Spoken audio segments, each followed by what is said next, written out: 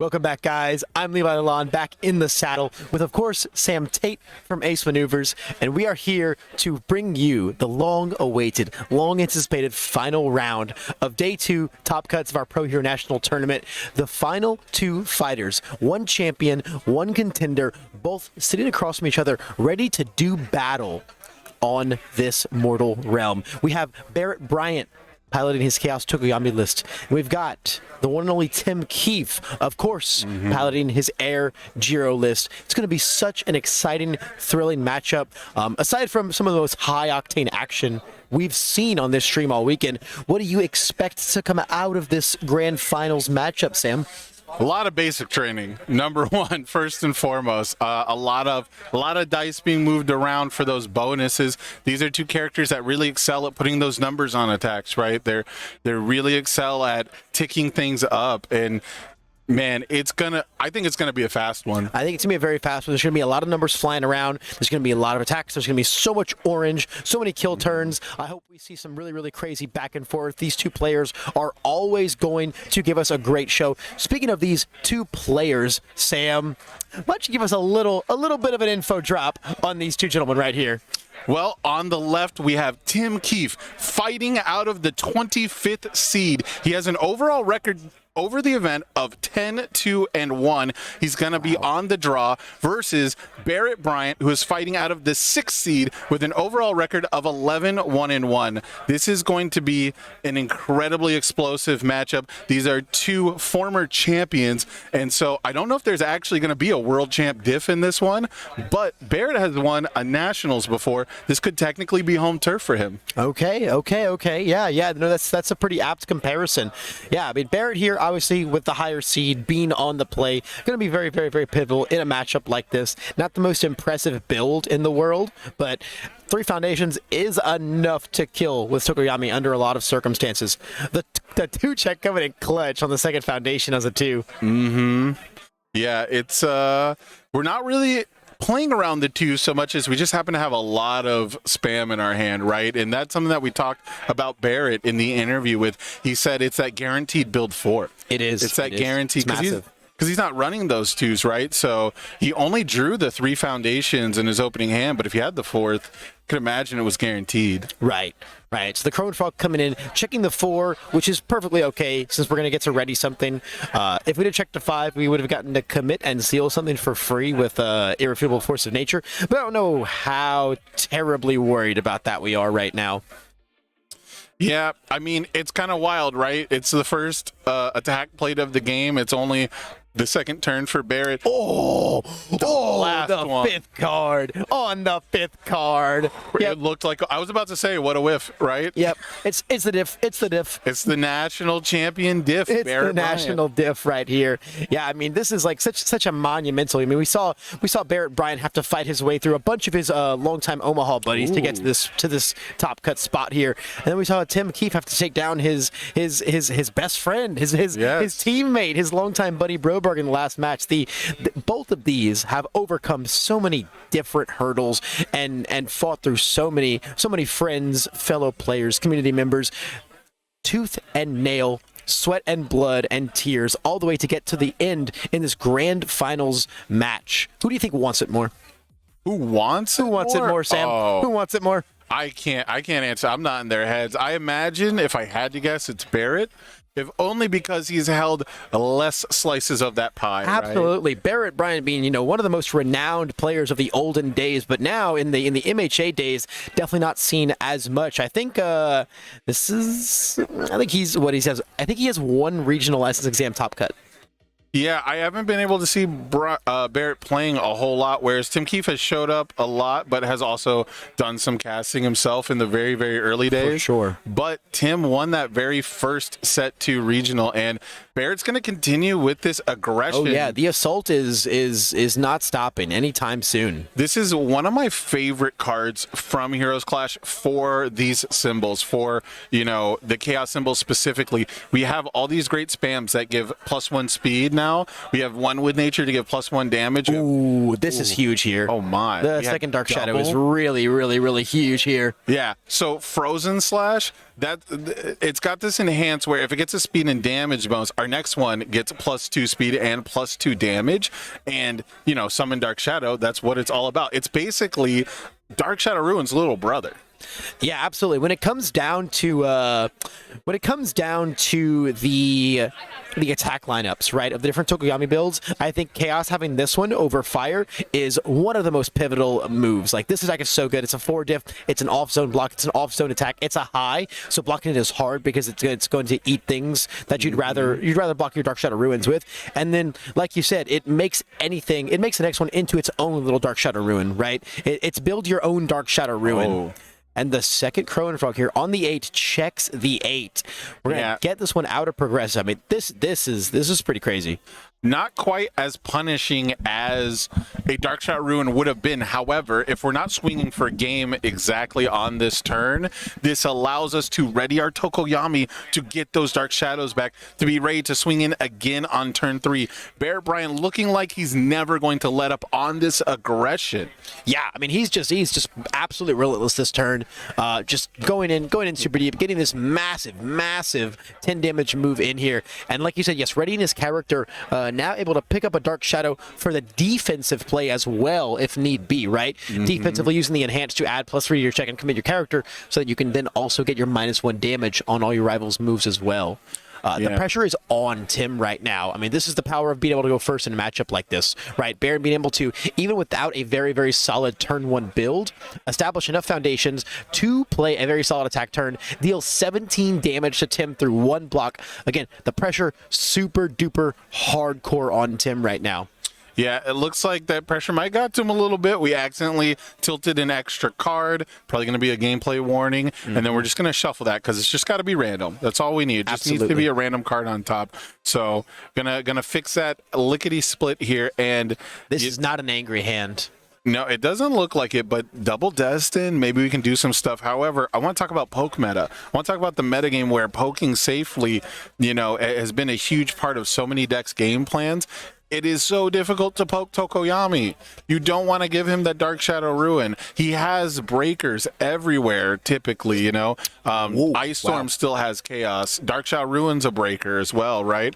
And Pillar Swing, though, Pillar Swing is threatening. And it's hard because if you commit any resources to your poke, they might just be that little bit of resources that giving up allows Tokoyami to find lethal against you on the next turn, which is just something you always have to keep in mind. So I wonder what Tim's thought process is on jamming this 6 difficulty Pillar Swing right down the middle. My best guess is 2 things. One, Barrett played a little disrespectfully, going down to 1 card in hand. That's a mild disrespect. He's got his Tokoyami, right? Right. So that's why it's mild. We also have Chivalrous in an absolute pinch.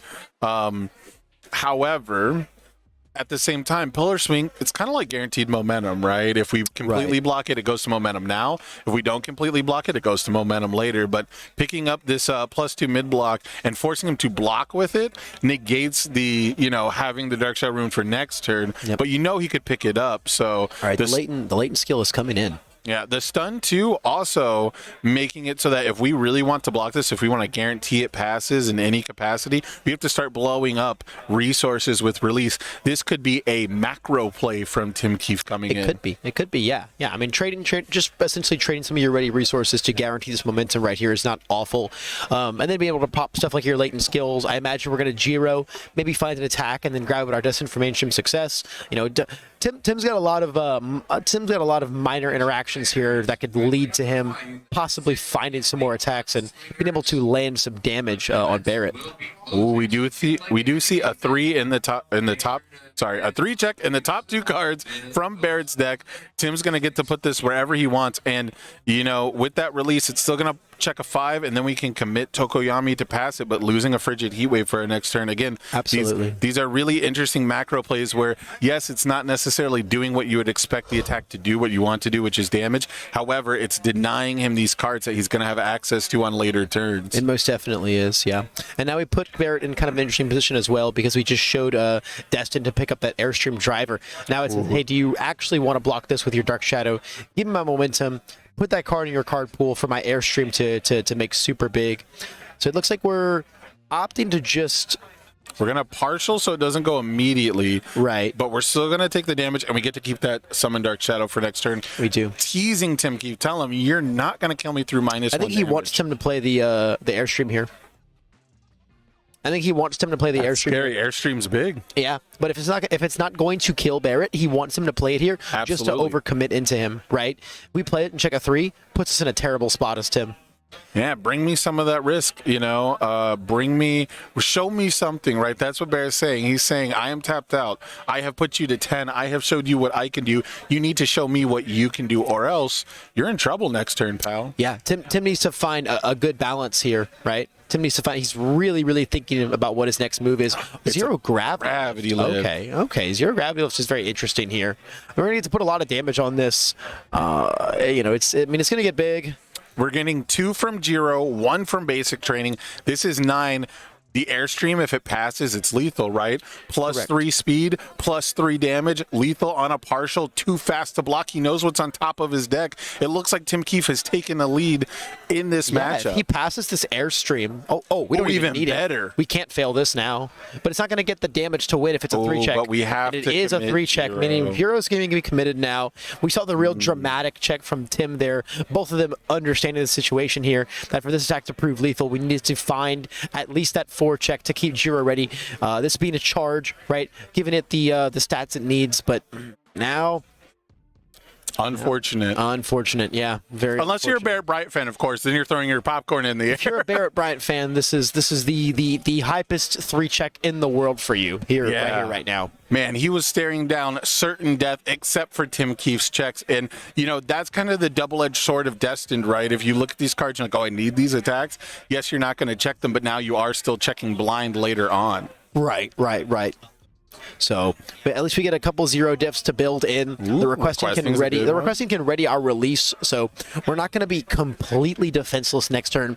But if Barrett finds like anything close to a traditional Tokoyami slew of attacks, it's going to be real bad for Tim Keefe. Reviewing the Summon Dark Shadow, and then we need the attacks. We need attacks. Yeah, I was going to say the option to have double Summon Dark Shadow might mean that we don't even need to find more than 1 attack. However, getting +2 from Summon Dark Shadows and +1 from 1 with Nature, that might not get all of our attacks up to that 10 damage, right? Yeah. Okay. Crow and Frog coming down here. I mean, the best lead-in we could ask for, right? We're probably going to see Chivalrous be really pivotal here as well. So right away, we're going to remove this, and I have to assume still requesting assistance. Yeah. That is the play right here.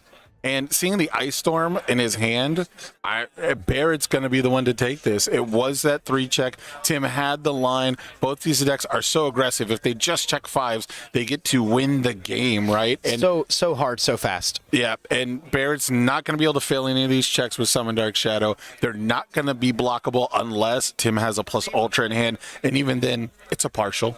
Yeah, right now I think we're kind of just speed running through Barrett's turn here. The Chivalrous could come in clutch if we need to find more cards. Any other attack is going to pretty much send it.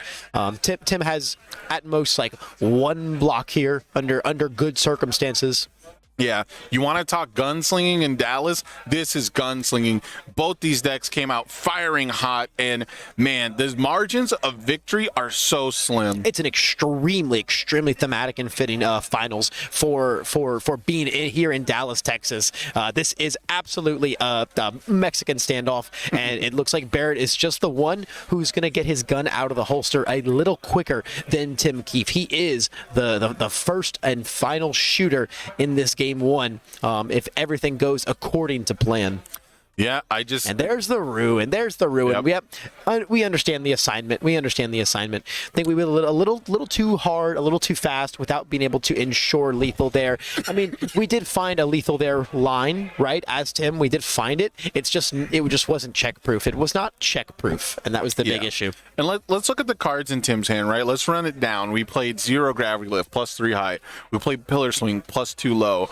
We played amplified sound blast +3 mid, right? None of these are great blocks. None of these feel really good to try and block Tokoyami's attacks. Within the cards we played +2 mids, they don't completely block anything except Twisting Azure Inferno. So Tim had to look at his hand and go, man, on Barrett's turn, what do these cards actually do? And on my turn, they have the potential to present lethal. For sure. It's more a matter of like how much do we risk committing ourselves out now, right? And that's just kind of what ended up taking it down. You know, Jiro is not incapable of playing defense, but when we fully commit our board out to our aggressive turns and then don't finish things off, we leave ourselves very vulnerable as a 27 health character that doesn't exactly offer a whole lot of defensive potential on her face. Right. It's one of those things where even if Tim had everything ready, having a bunch of +3 blocks and having like the wrong zone, like the Ice Storm can't be blocked by Pillar Swing. So effectively, those are still dead cards. And if you can't play those cards, it doesn't matter how many foundations you have. Yeah, no, it's true. It's true. There's an argument to be said. It would have at least been much more of a game on that final turn there, rather than asking Barrett to just simply find anything. Yeah, he would have to have whiffed harder than anyone has probably whiffed this entire tournament. Agreed. You know, and again, reviewing that Dark Shao Ruin, understanding that it's more about finding an attack rather than having the bonus stats from that card. Correct. Yeah. No, we were definitely in an instance where it was a matter of just finding an extra attack or two. Was really much more pivotal than trying to hang on to multiple summon Dark Shadows. Really overkill, if anything, right? And so we talked to Tim in the interview. Almost certainly these cheerleaders coming in, the card that he said he probably would have tried to mainboard at least one of in retrospect, but coming in almost every matchup.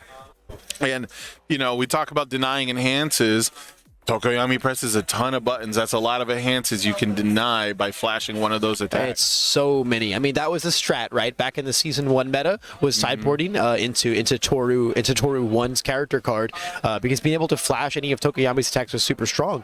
Well, now we have a foundation that just can do that on demand, just for the small cost of removing itself and trading one of your momentum. Yeah, and if for some reason we have a really potent defensive ability that we can play a defensive enhance, Cheerleader also allows us to flash our own attacks in a pinch. So if we want that Pillar Swing to hit next time, we can flash it, right? And then we don't get to pick up the mid block. And then, well, I guess he did partial at that last time anyhow, but you wouldn't get the release bonus to be able to pass it. So then that Pillar Swing goes all the way through. Right, yeah, there's a lot of potential applications for a card like that, and I think it's going to be quite pivotal. Interesting not to see a character sideboard from Tim's end as well, right? I mean, do you think there's a world where sideboarding as an Air Jiro deck into Toru 2 is correct? I'd have to say if I was going to do that. Now, of course, I didn't build these decks, right? I have not looked over. There could be a very good game plan for it, but I would imagine it's going second. I would imagine it's going second when you want that, because going first, I think you still want these pure stats. You saw how with one turn of build, Tim Keefe presented the lethal, and it was just down to those checks. Absolutely. Yeah. Oh, just barely on the 2 check there. And on the 2 as well. The double 2 check, double specialized sound waves check on a 2. Another attack? Oh, absolutely crazy. And then finding the 5 on the last one, and the 5 on this one. And another one. That's a powerful build right there. Another one. That's a very, very powerful build. He said, yes, I'll take them all, thank you. The wealthy and requesting could make a home run common momentum steal line very, very, very strong.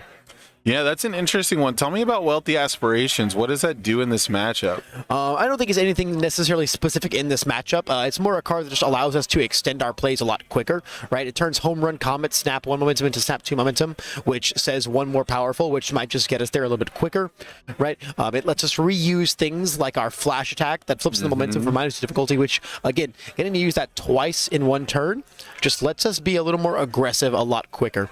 Yeah, and it looks like we're picking up those beautiful regional license exam alternate art electric jolts. My favorite card to use in tandem with the Wealthy Aspirations enhance remove, but I think most of the time you do see it used for the flip to gain an extra momentum. Yeah, there's a lot to be said for stealing a free momentum, you know, especially if like we're gonna set up like that allows us to on turn 2 with a Home Run Comet set up like sound waves into sound waves plays, right? I mean, we saw it back when we saw Air Jiro versus Air Denki. The whole matchup was just all about who could steal more momentum faster.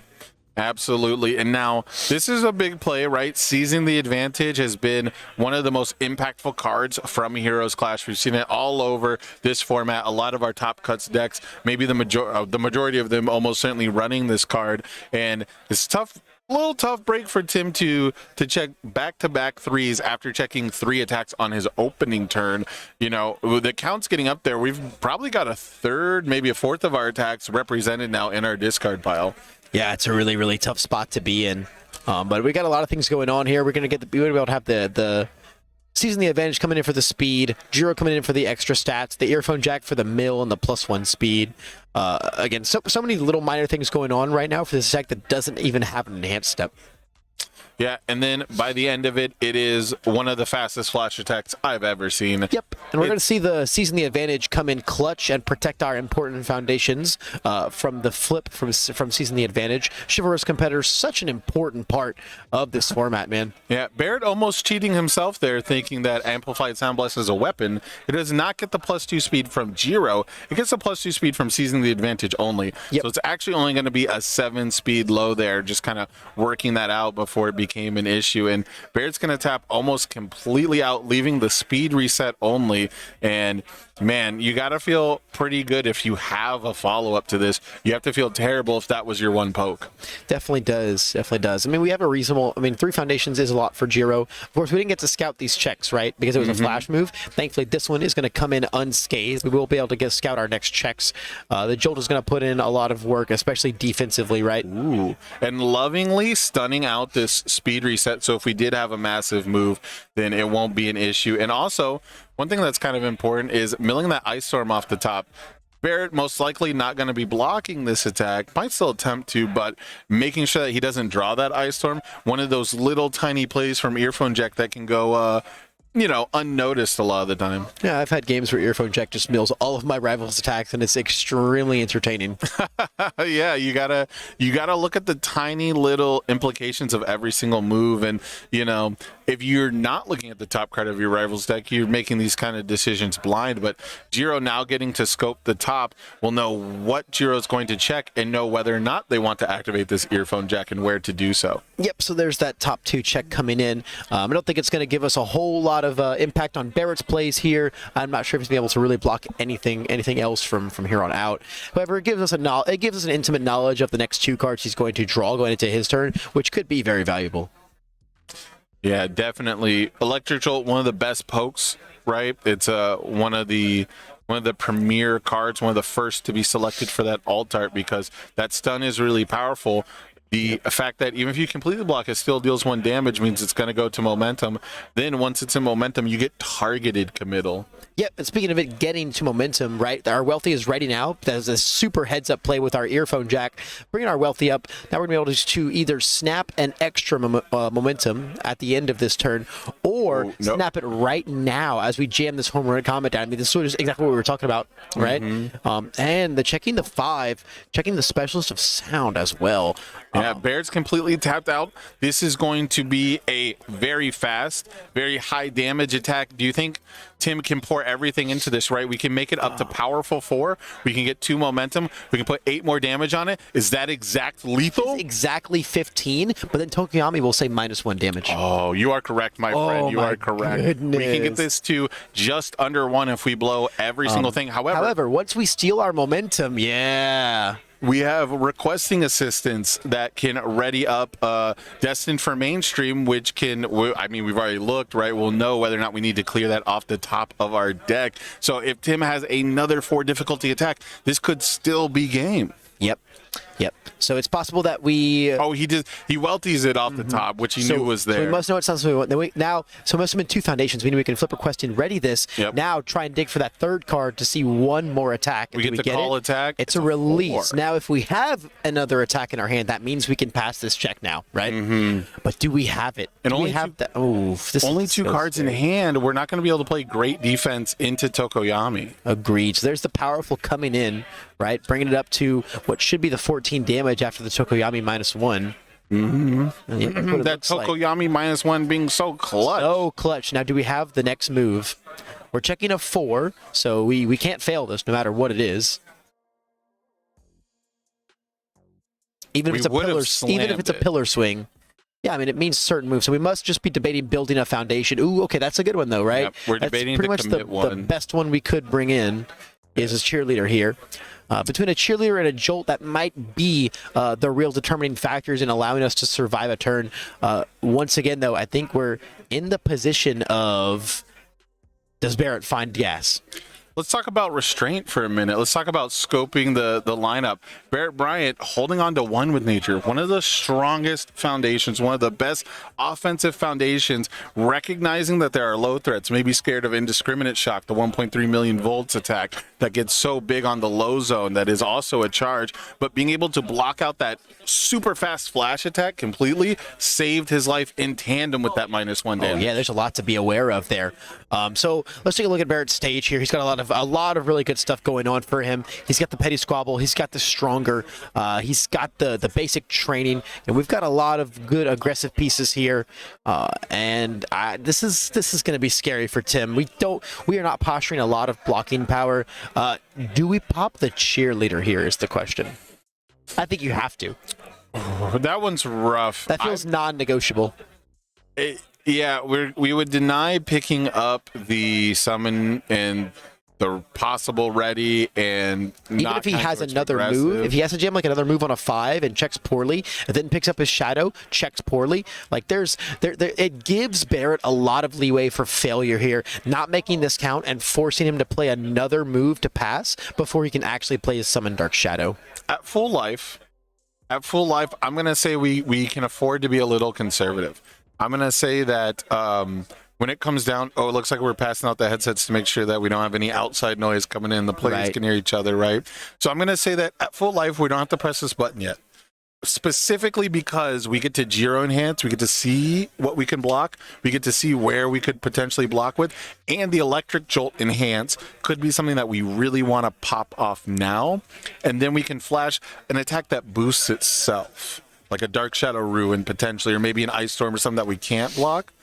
But I agree with you that popping it off here does make Barrett play very blindly, very more, much more riskier. Yeah, but it just gives him so much leeway for failure if the checks. And I mean, also like what about the world where like he just doesn't have enough else going on to actually get that reach, right? I mean, and at the same time, whether you block this or take this, if you flash it, like it's gonna be a 5 damage move as opposed to the 8 damage move it would be after a summon Dark Shadow.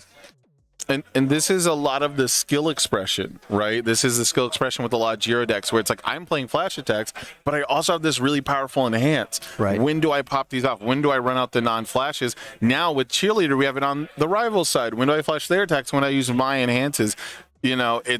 It's so tough, and not knowing what's in either player's hands, knowing what the correct call is, nearly impossible. It's super hard. It's super hard to know what to do here as Tim Keefe. So many different lines and so many different things that you have to try and play around. Yeah, trying to get a little peeksy peek at this hands. No, all right. Okay, going for the petty squabble play right off the bat. We do not flash the move. Going for the squabble play Because we can ready our character, go pick that Summon Dark Shadow back up. Wow. Love that play. Tim drew a specialized sound waves off the 2. Absolutely That's insane. nuts. That's nuts. Absolutely. That +1 mid block that replaces itself. Now, if Barrett doesn't win the game on this turn and doesn't force him to block with that sound waves, Tim's got a ton of potential. Especially at 1, you just go pick up Jolt. Absolutely. So we're going to see the Crow and Frog ready to Tokoyami now. Of course, the real benefit of that petty squabble play right off the bat is that it let it not get electric jolted before we got to pop off with it. Correct. Even though we gave Tim that 1 extra card in his hand, that has not mattered yet. We were chivalrousing for 3 cards earlier on in this tournament. If our numbers get big enough, it will not matter. Yep. And then now that we've re-readied our Tokoyami, we're going to get to mill our top 5 and pick back up our Summon Dark Shadow. And then now it's just off to the races from here, right? It's really just going to come down to how much volume does Barrett have? When is he going to pop off that Summon Dark Shadow? When is this Cheerleader going to come down? Because you got to think Tim's not going to let his health get too low before he uses that powerful defensive ability. Yeah, the big thing here, right, is now that Tim's lost his card, our top 2 are so random. Is there a high block in there? I mean, if there's no high block, I mean, even if he's got one high block, right, in addition to his mid block sound waves, all of these attacks, all these high attacks would be super threatening from here on out. Oh yeah, I think if you didn't flash the Crone Frog, you've got to flash this one, right? Can't let him draw two. It's so tough. They're all good attacks. They're all good attacks. They're all really, really, really good attacks. But I think this one gives him, if not the Crow and Frog, right, gives him the most leeway for failure.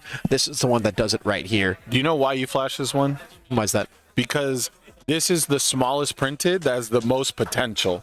That's correct. To go from 4 to 10, and hidden bonus, if we get to keep this sound waves, we now know we have the jolt in our discard pile to pick up to deal that 1 damage. Yeah, I think it's also just totally a matter of making sure our rival here does not draw 2 cards, right? Barrett drawing 2 cards here could be the huge make or break difference in him being able to get there, to get to 17. Yeah, we do have Specialist of Sound here that can possibly give this -3 speed to allow us to block even through the -1, even through a +1 speed, or the -1 to the check, and a +1 speed from Summon Dark Shadow, because we have that +1 mid that will also let us draw another. But we're going to see the encouraging training partner come in to flip and change it back to 4. Absolutely. Yep. Really, really, really big play right there. We definitely want to block this one as Tim, but we might just have to take it on the chin.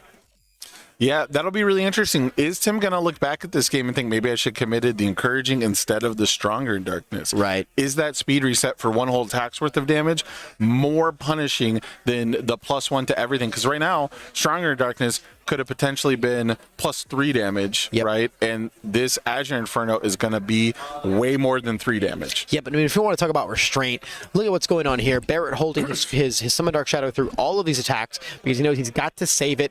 He knows his stronger darkness is getting committed. He's got to save the action play for the Twisting Azure Inferno so that the Twisting Azure can see these actions getting played to pump the damage. And man, with 2 Dark Shadows as a whole now, I mean, this is very frightening. Yeah, we have...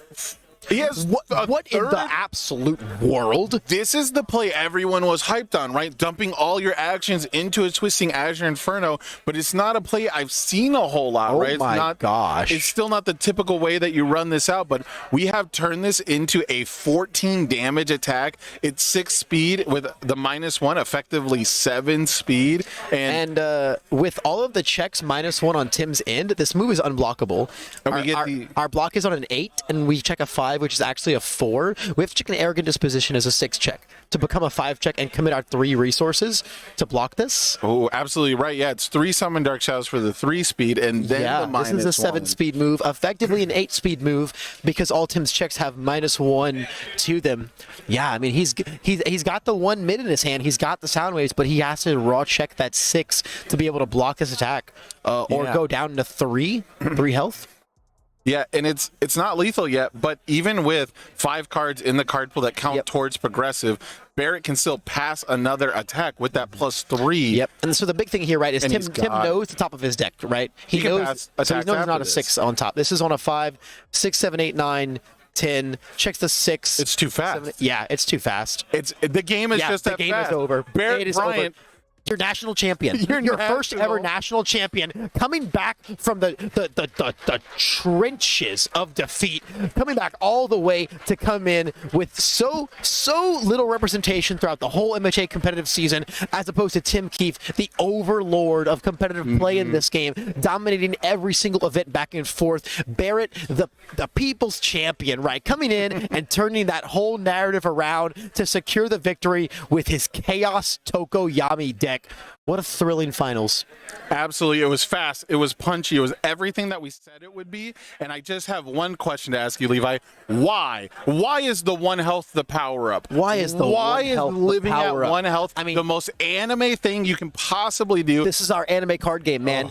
You cannot put your rival to 1 health, man. They're only going to become stronger, bro. The more desperate they are, the stronger they become. And we witnessed that right there. Everyone who's familiar with Tokoyami, he's got 1 Summon Dark Shadow. What we just witnessed was a Quirk Awakening. 3 Summon Dark Shadows at once, all coming in to provide exactly enough speed by 1 resource off for game to prevent Tim Keefe from blocking those attacks. How crazy. Absolutely stellar plays by both players. Absolutely stellar plays. But if there's anything to take away from this, you can never leave your rival at 1 health in this game. You can't do it. You can't do it, man. You just cannot do it. Or Barrett Bryant is going to come back and find every single summon Dark Shadow in his deck. Remember when he petty squabbled and discarded one? Yes, absolutely. Do you think he drew 2 off the top? I need to know this in the I got to know. Well, there's only one way to find out, and that is by bringing Barrett Bryant here on himself for an interview where he can talk all about how awesome his deck is, how sick his play is, and how happy he is to be your first national champion heading off to Worlds at the end of this season. Guys, do not go anywhere. We're going to have Barrett on as soon as he's done receiving this massive, massive round of applause from the entire room, guys. We'll be right back. All right, on your plate. Welcome back, everyone. I am here with your contender, Tim Keefe, at the first ever Pro Hero National. Tim, congratulations on your finish. I know that last set didn't go exactly how you wanted, but we talked about the deck. Let's talk about just this finals matchup a little bit. Coming in on the draw, what was your strategy? What did you know that you had to see early on in the game? Well, you're going second. You want to get a good opening build, right, to help defend yourself. You're hoping to find some speed hate. Mostly, after he built 3 turn 1, I was, he's probably not going to turn 2 me. So what you're really hoping for is to maybe, use the early foundations to block with and then draw a nice hand to get the crack back, right? And I didn't really get a great hand turn 2, but we still had it if we checked a little better. It just wasn't to be.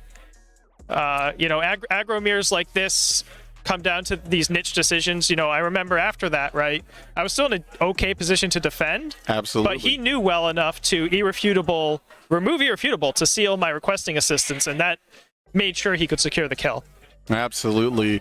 So then game 2, I got to get your thoughts. It's going to be the talk of, the rest of the week, pretty much until Online Nats comes up. The triple summon Dark Shadow. We got to talk about it. What was going through your mind? Because the first one happens, you're like, okay, this is fast. I can't check a 3. The second one happens, it's like, okay, this is fast. I'll have to tap out. When the third one hits, how did you feel? Yeah, it was just double checking my math, right? Make sure. I was lucky his squabble gave me a +1 mid block, which we thought you were safe at that point. I didn't think I was blocking. He played Inferno. I'm like, all right, well, I'll block this. And 3 summon Dark Shadows later, I wasn't blocking it. I forgot about encouraging training partner, one of 2 punts in that exchange of rounds. But it's easy to miss stuff like that. There's so much going on in this game, right? Stronger in Darkness is one of the most common targets for Electric Jolt, right? It's the freest damage. We've seen people target commit it all day. I don't remember if he squabbled as his very first enhance or not, but I was not expecting him to squabbles there. It was absolutely the first. I figured I was only blocking like an Ice Storm maybe, and so I might as well hit this. The Stronger in Darkness, try to limit the damage coming in as much as possible. And then, if I kept the Specialist ready, I actually would have been able to block that thing. But obviously, I wasn't imagining triple summon, right? He flipped it. I'm like, well, at least it's off the board for when I get the backswing summon. Right. Okay. All right. And, that's the beauty of the game, right? It's that sequencing. It's the fact that the speed hate is response speed. You have to make that decision before you know, right? I mean, I've done that to other people with Tokoyami. I can't complain, right? Right. And that's going to be my next question. You've now won a regional with Tokoyami. Yep. You've now lost a regional to Tokoyami. Going forward, now that you're qualified for the Pro Hero League Championship, do you have anything that you're projecting for the Pro Hero? Is there any other characters that you think you might be playing? Are you going to shift to that? Yeah. So me and Kevin have this pet All Might that we're working on a little bit. That's pretty cool. Okay. I have a bit of an undercurrent penchant for running Chaos 7-handers. So, I'm going to look at this Chaos Tokoyami a bit, right? Maybe a little more defensive than some of these. I've been talking with Kevin about that. I played Chaos Mina 1 a lot, right? Gonna probably look at Midnight, similar reasons. We'll see. Probably going to give up on the possibility of picking up Kirishima after sort of deciding against it this weekend. And, we'll take it from there. Yep. Are you excited that you're going to Las Vegas? Yeah. Are you excited to be one of the top 32 people qualified for the Hero League Championship? Yeah, absolutely. We're absolutely excited to have you. Congratulations again. You had such an excellent run. One of the greatest players to ever do it, folks. We're going to take a short break. We're going to have your winner, Barrett Bryant, back for an interview. Don't go anywhere. Welcome back, my dear viewers. I'm Levi from Alliteration Gaming, and I have with me, I'm so proud to personally present your first ever national champion for the My Hero Academia collectible card game, Barrett Bryant. Barrett, man, how you feeling, buddy? It's actually pretty surreal. I'm not gonna lie to you. Just like the way that you said it, I'm the first one. Yeah. For the longest time, I've been playing this game for a very long time when it was UFS, and I was never the first one. You know, it's always been, I got an achievement, or I've learned from things from the past. But like, this is a whole new game. This is a whole new format, and it's like, it hasn't really sunk in yet, but I'm the first one. Like, I think it's really it's cool. gonna sink in after Maybe dinner I go get tonight. some food in my stomach. Oh yeah. The brain is still we're still the tank's on empty, right? The tank's on empty after. I am tired. I'm actually tired. Yeah, I mean, you've been fighting all weekend, non-stop, day in, day out, game after game after game, clawing your way all the way up to be the #1 out of these 310 people. Yeah. Right? And I mean, to beat Tim Keefe, right? That's actually part of the story is that I've met Tim Keefe in Top Cuts before, and I've never beaten him. Never. I've never beaten him. This is my first time beating him in a Top Cut situation, all the way back from when he beat me in Worlds of 2017. And this is the last time the most recent time I've been able to see him again. And I love that kid to death. Like, he's such a swell guy. I mean, Such we a were chill joking guy. around, waiting before even we started playing, and it was just like, it was so good that like only he could have gotten that far with the character that he played. I think only he could have done that with Jiro. And I think that's so awesome, and I have so much respect for Tim, and I couldn't have asked for a better finals opponent. 100%. Yeah, I mean, I couldn't have asked for better finals to commentate. You guys gave us such a thrilling and exciting match, and again, especially because of that narrative, right? Not only have you never beat Tim Keefe in Top Cuts, you also beat Tim Keefe, who was the first ever regional champion to win with Tokoyami. in Vegas with Tokoyami. You beat Tim Keefe and prevented him from becoming the first regional and the first national champion. And then you beat him with the deck he became the first regional champion with. He told me at some point in game 1 when he needed to check a 3 or higher than a 3 to kill me on to game maintain 1. his stats. Yes, he said to me, he goes, if I'm going to lose to a deck, at least it's a cool one. And I said, thanks, man. That means a lot. And after game 1, he's like, I'm going to go home and deck tech Chaos Tokoyami now. And I go, you would be able to crack this bird for sure. Oh yeah. Yeah, that'd be some yeah. good taste in chicken. Oh yeah, absolutely, absolutely. Texas fried. Texas no doubt. fried chicken. Texas Yeah, fried here we chicken. are. Yeah, I mean, there were so many cool, crazy cutthroat plays throughout that whole match. Recognizing on Tim's end in that game that he had to check well on that attack to maintain his stats from Jiro was so wild. Your last turn. He was kind of beating himself up on game 2 when he left me at 1. Obviously, it looks great. It's a great story leaving your opponent so at 1. exciting, but man, nothing feels worse. He's like, I definitely kind of threw. I'm 1 off, and he's like, I should have just played a foundation before playing the home run comment, and he would have still passed it, and it was 100% true. And I go, yeah, I said absolutely, and then I drew it in, and I go, this counts there. Even through the cheerleader, like regardless of which one he chose, I was gonna get there. Sure. So it was like he was kind of beating himself up, but like it was such a high intense gameplay that like I mean I was every second. I mean there's at any point he passes that turn and I don't see them, right? I don't see him, and he gets another one and I'm at 1, so I have to block perfectly, and I would have lost that and we would have gone to game 3. So I guess a little sad it didn't go to game 3. I think we're both kind of sad about that, but I won going first for finally. I haven't been able to do that all day. Yeah. I mean, you've been so famous for playing control decks in the past, and even in MHA, I know the character you've played the most competitively so far is Eraserhead. Eraserhead, absolutely. So, to see you pivoting towards a really, really hardcore aggro deck and squeezing that win out with it is very exciting. As I've talked with Tam and Sam earlier on the desk, is the little inches you get with the Chaos defensive foundations make me feel a little more comfortable, and I was able to play this aggro deck and feel okay just a little bit on defense. I love Chaos whether it was not showcased in that specific match, the whole day. That's exactly how it's been, and I couldn't have asked for a much cooler symbol. And he's a pretty cool bird to do it with. Tokoyami's a pretty cool guy. He's a pretty cool student, man. We love Tokoyami here. Didn't play that card though. Did not play the card at all. It's cool. It's a pretty cool card though.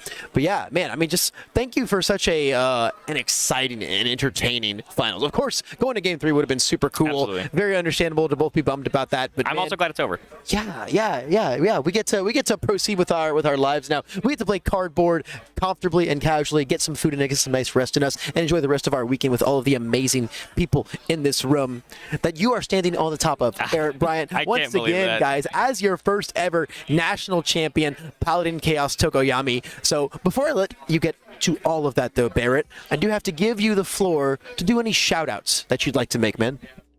I guess I'll go through my list. There's quite a few of them. Go. So You've earned this. First of all, thank you, Legendary Wolf Games. Take your gaming from ordinary to legendary. They're my sponsors. I know I'm not wearing their jersey, but I started in Omaha. That's where I learned the game. Mason Johnson's a manager for the company. He taught me the game. I fell in love with it. He got me to where I am today. Jeremy Ray, my grandfather of the game, he has helped me deck tech on my play style and any sense all along the way, and now he works for the company that I love, for the game that I love. Jacob Johnson, playtest partners, Tamron Cardwell, playtest partners for years, making me a better player. Christopher Bromley, Phil Birch, Andrew Holder, all these people that just spending time with them and grinding at this game. I've been playing Bird now for 2 months, actually. Like, it's not just I picked it up and I did it, but for 2 months and just talking cards, talking decks. My best friend Kyle, he's my personal playtest partner as well, just for like, he's up late with me, and I get to play card with him at 3 o'clock in the morning. I was trying to make him better at Mineta 2, so I built this Tokoyami deck, and so just grinding against me over and over and over and over again, just like trying to make him a better player, and then at the same time also making me a better player. Shout outs to the broadcast crew. I think you guys have done a phenomenal job. I hope that one day maybe I can be wearing a nice suit and casting with you guys. Maybe we'll have to go suit shopping, big guy. Yeah? After you win Worlds and get your 250K, my friend. I do need a new one. Shout outs to Jasco Games, Paul and Lohan, for taking this game from something truly incredible, what it already was. Jason Horonsky back a lot years ago. And then I guess I'm going to forget a bunch of people. It's going to be real sad. Mom and Dad? Yeah, I guess Mom and Dad. Yeah, sure, why not? Honestly, the entire community is probably the biggest one. This game would not be where it is without everybody that loves it and is putting their dedication, their heart, the production quality, all of it. The judges, I already went personally, thanked him personally for the whole day. Everybody does such a great job because I think everybody cares, and it shows. Everybody and cares. we have the best community in the entire world for any card game, for any hobby, for any groups of comrades, genuinely. And so that's for the people. Energy. Yeah, the global energy in this room. Yeah, absolutely. I couldn't have said it better myself. It's completely unmatched, Barrett. I can feel it from you, from me, from everyone else in here. We're all so happy to be here and to have gotten through such an amazing weekend, another amazing event. And I'm just so happy to see you take it down, representing the spirit of what MHA CCG is all about, man. Thanks so much, Absolutely. Barrett. I really appreciate you coming on here and doing this with me and sharing your love and passion for the game and putting it where your mouth is as well. I did have to show up. That is for sure. You did. 3 Summon Dark Shadows later, you showed up, my friend. And I did bring it for the stream. I don't know how well this is gonna go, but yeah, there it is, everybody. Have you ever golden powerful tude? Absolutely not. You're going to be able to now, my friend. You're going to be able to now. Thank you guys so much as well for watching and sticking through the entire stream with us all weekend. It's been a very, very, very long show. It's been a very amazing show and a fantastic event. We're almost at the home stretch, but we're not quite done yet. After completing this fantastic interview, once again, thank you so much with me, Barrett. Absolutely. I'm going to go ahead and grab our friend Sam Tate on, bring him back down in here, and we're going to give you guys some fantastic sign-offs and tell everyone goodbye. Don't go anywhere. Stay tuned for those closing remarks. Thank you, everybody.